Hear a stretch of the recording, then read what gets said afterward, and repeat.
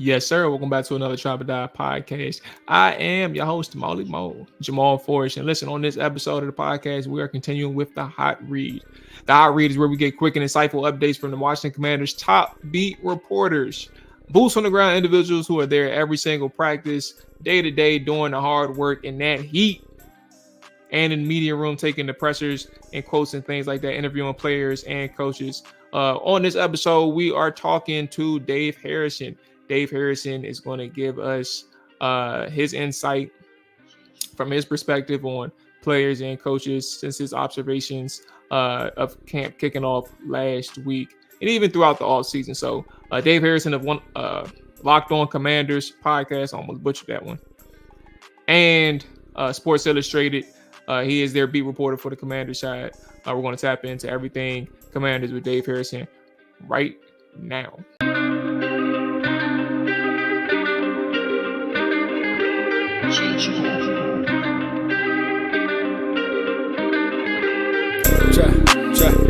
Chop it down,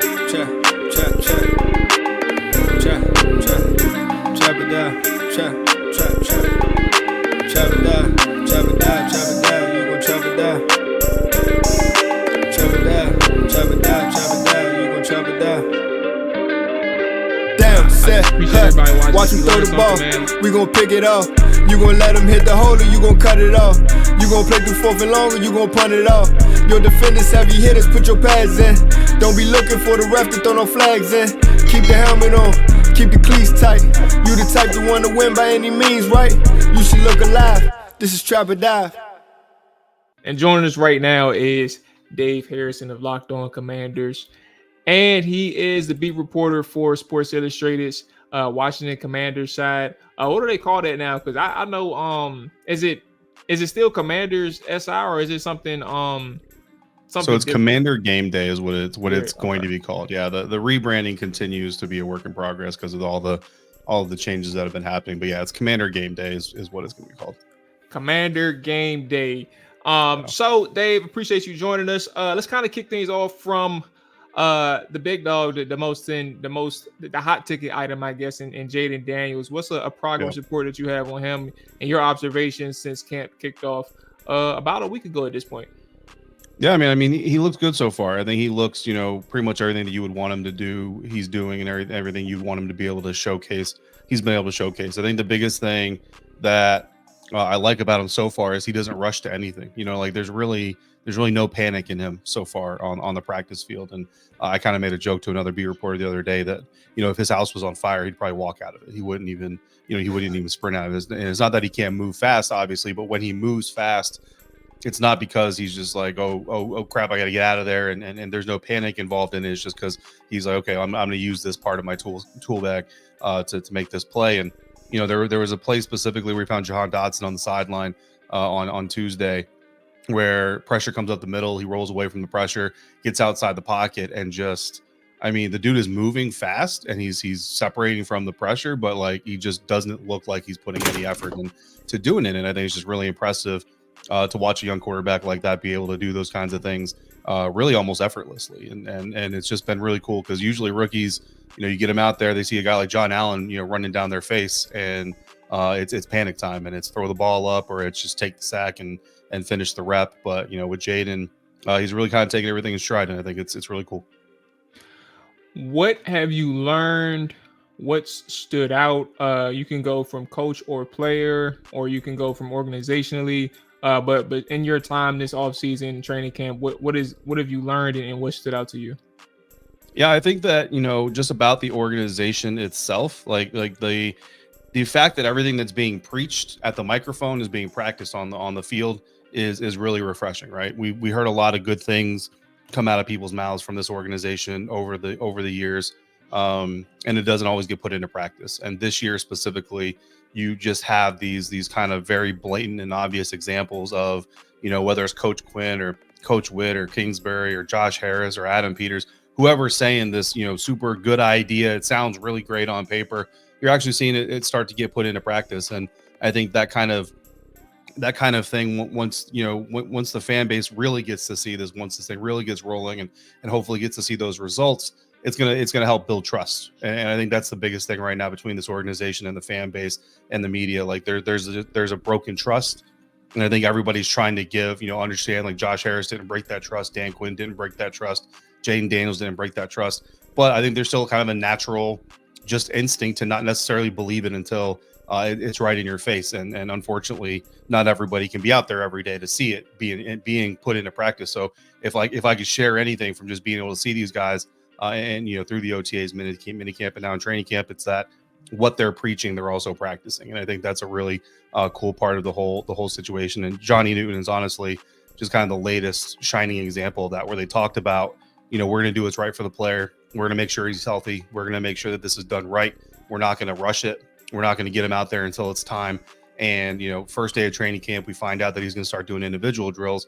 So I go over to the individual drills, and typically you would expect to see him, maybe doing every other rep, or maybe even taking some reps off completely. Or, when he messes up a rep because he is a rookie, he doesn't have to redo the rep. He just gets coached, and then, hey, you'll do it later. But that's not the case. He's exploding off the line, full strength. He's going full speed. He's not taking any rotations off. And when he messes up a rep or doesn't hit a waypoint, the coach resets him. He runs it again, just like anybody else would. And it just shows you that when Johnny Newton got on the field for individual drills, he was ready to do individual drills, full speed, not a little bit. No, he was ready to get on the practice field. So then yesterday, when he gets on there for team drills for the first time, you can trust that he's also ready to do that. And just looking at his first rep where he splits the guard in the center and gets right back into the quarterback almost, immediately, you can tell that he was fully ready. Name the players. Now, you mentioned Johnny Newton in his first team session, but the players, whether it's good or bad, those guys that have caught your eye over the past week. So I would say that there's two players on the defensive side of the ball specifically that have really caught my attention. One of them is rookie Jordan Magee, the linebacker. He's been standing out. He's definitely making some really smart plays. He's around the ball. And what's really stood out is obviously the coaches really like him too, because when the first team defense goes to a 3 off-ball linebacker set, he is that third linebacker on the field along with Bobby Wagner and Frankie Luvu. So obviously he's doing a lot of good things for himself, but also Tariq Castro-Fields, who's, coming into his third season. He's been with the Washington Commanders since his rookie year. Originally started with the San Francisco 49ers. He was drafted there by John Lynch and Adam Peters. So obviously Adam Peters knows who Tariq is, but Tariq is a guy that, coming into his rookie season, like you kind of saw some of the raw potential and ability. He made a couple of plays when he was able to get on the active roster from the practice squad. And then just the second year, you see a little bit more growth. And then this year, I think you see even more growth from him. He's making a lot of plays. He's gotten a few nice pass defenses on the practice field, some of them going up against guys like Terry McLaurin. He's just in really good position, really reading the field very well, shadowing, reading the ball, all those things. Something that he wants to do, something that his coach wants him to do, and something that Jahan Dotson, his best friend, also wants him to do, is turn some of those PBUs into interceptions. So that's kind of the next step in this development, right? But to see a guy like Tariq go from being a lower known or lesser known guy to working his way through a practice squad onto an active roster, and now here where I think you can argue that we're only a week and a day in, but you can argue that he is showing the potential to challenge for a roster spot this season. Takeaways from, well, I said yesterday when I spoke with you, but anything that has stood out that has caught your eye, whether it's a player's quote or a coach's quote through the media pressures. Yeah, I think it was a really good look behind the scenes when Jahan yesterday specifically shared, about how defenses kind of start, ahead of the curve than the offenses do, especially when you're talking about brand new offenses being installed on a team. So when you see defenses maybe have some better days early on in training camp, there's kind of a reason for it, not just because there may be better talent over there or anything like that, but because the offense is kind of deliberately, like today, we're kind of installing our 5 to 10 yard, intermediate passing perimeter game. Well, the defensive players are not stupid. They've been through this thing before. So when they see that kind of thing starting to happen, obviously they can kind of key in on that. And that's what you want your defenders to do, is notice trends and key in on them. But then you get to a day like Tuesday where they're allowed to get into a game scenario situation and they're allowed to open it up a little bit more. And then you see the offense start to make some more plays again. And then what I've really liked, though, is the red zone offense. This red zone offense is being much more successful this year than they were last year in the years before it. And again, it's practice. It's very early. So, nobody needs to start planning a Super Bowl route or anything like that yet. But it's encouraging at this stage of the process that you're seeing this team go into the red zone offense and they're coming away with multiple scores. And not only are they coming away with multiple scores, but they're also coming away without turning the ball over a good amount of time. And in the drives where they don't necessarily get the touchdown, they got to get the field goal, they're not turning the ball over and having the coach say, okay, you threw an interception, but let's go ahead and get the kicker out there and get him a rep anyway.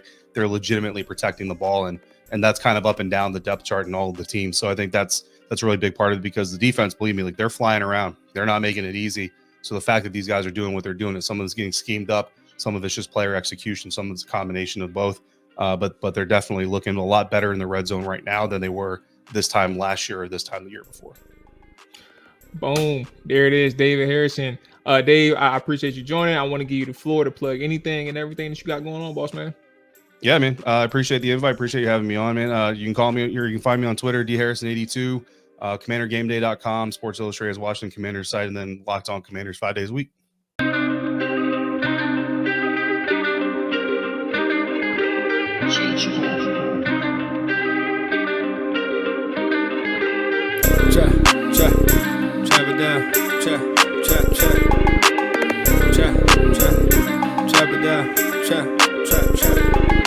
Chop it down, chop it down, chop it down, you gon' chop it down.